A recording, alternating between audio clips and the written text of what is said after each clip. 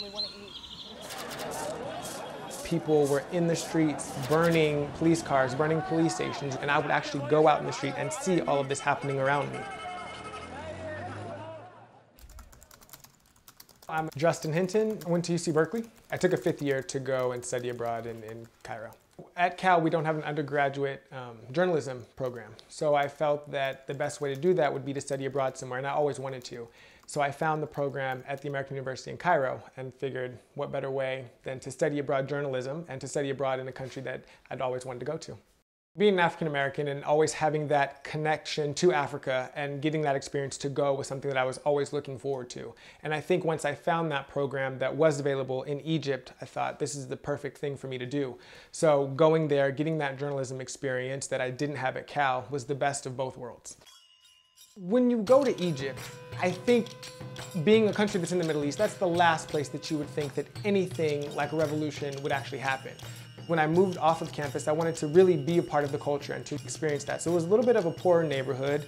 I describe it as a place where I wanted to feel like I was with true Egyptians, but I wanted to be in a place where my internet wouldn't cut out. Maybe about a month after I'd moved into my own apartment, you could start to see the unrest starting to grow. And we were getting word that something big was about to happen.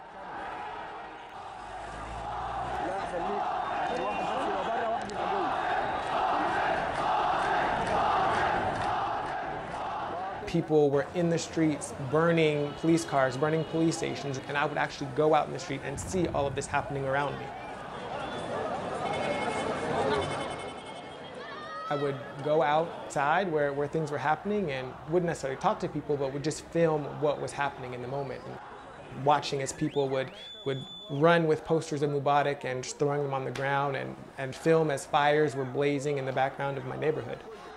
So you could see this man is just being dragged away from the rest of that crowd. This is actually in Tahrir Square on January 26th, and this was probably the worst thing that I had seen on that particular day. I mean, you had a lot of people that are hungry. You've got a lot of people that just want a basic education or that want all of these individual things, and they weren't happy with the way that it was being provided to them. So they wanted to see change, so that's what they did.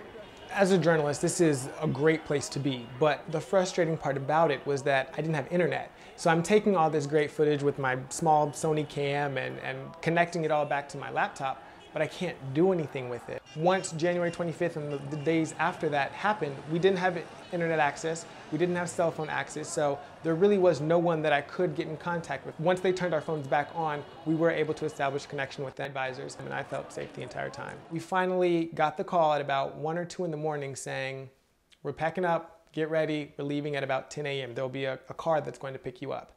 So I said, okay. At that point, I started getting all of my things together. I remember being at the airport and trying to make as many calls as I could saying, you know, I'm gonna miss you guys and take care, and you know, one of these days I'm gonna come back out here and hopefully we can continue these relationships. We're waiting in this long line of people that were trying to get out as well. We ended up going to Barcelona. Once I actually got to Spain, I finally had internet access that can actually start to put some of the raw video on YouTube. It's actually one of the ways that this whole protest kind of got started with people posting things on Twitter and Facebook and really letting people know what was happening. So that was kind of pretty much my intention. And then from there, went back home and I was told, I believe it was while I was still in Barcelona, as I was leaving actually, that I can continue my program either in Israel, Germany, or Korea. And I chose Korea. When I came back from Egypt and from Korea, I went to a journalism convention. It's the National Association of Black Journalists. And I actually met my news director there. Hello everyone, it's Justin again. And it was the tapes that I had made in Egypt and Korea that she saw. Right now, I'm a news associate for NBC-owned television stations, and I'm based in Fort Worth. I grew up in El Cajon. I've been living in this house since I was 3. And it's nice to be able to come back and to spend time with my family. My brother's about to have a baby. So that's actually the reason why I came back. They had a baby shower for him as well as a military send-off because he's going to the Army. For me, I want to be a reporter. And so I'm working on that. I think saying that I was a journalist in Egypt and a journalist in Korea helped propel me and get me to that door. Being in Egypt, I have a different understanding of what's happening than a lot of people that are here because, quite frankly, they just weren't there.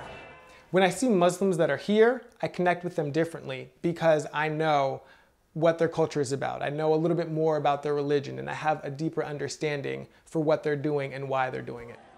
people wanted change, and they don't necessarily know how to make that change happen, but they knew that what was happening and what the government was providing them wasn't working for them. Anytime that your people are rebelling against something that they feel is wrong, it's always great, in my eyes. So if people want to see change, then you do what you need to do to enact that change. I mean, maybe not by all means necessary, but if you're not happy, you need to speak out about that.